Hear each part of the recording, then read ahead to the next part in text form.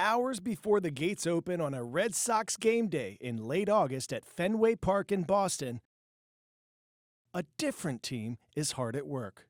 As these crops continue to come out, we'll plant in fall greens, we'll plant in lettuces. This is Fenway Farms, a 5,000 square foot garden area on a section of Rooftop at the oldest active Major League Baseball park in America. You know, agriculture happens everywhere. We're just bringing it up off the ground and putting it up on a roof.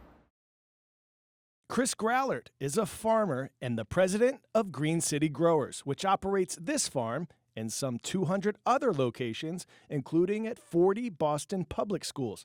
But none are as visible and perhaps surprising as Fenway Farms.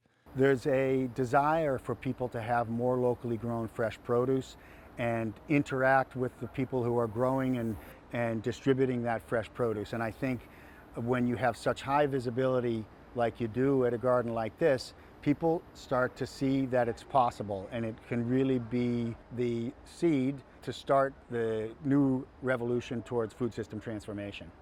The garden first opened in 2015. Recycled milk crates formed the raised planters. These are fingerling type potatoes. Irrigated by a special system that delivers the precise amount needed to each plant. The produce doesn't have to travel far, just a short walk to Chef Ron Abel and his team, operating the restaurants and concessions at Fenway. Produce delivery. How you doing, bud? Good to be seen. Good to see you. Beautiful onions, right off. Look at the size of those.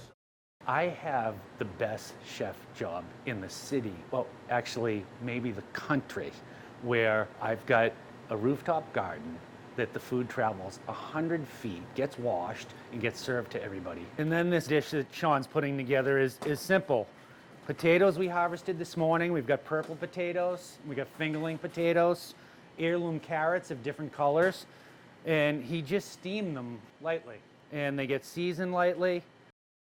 Green City Growers estimates Fenway Farms reduces the need for produce to purchase at the venue by 20%.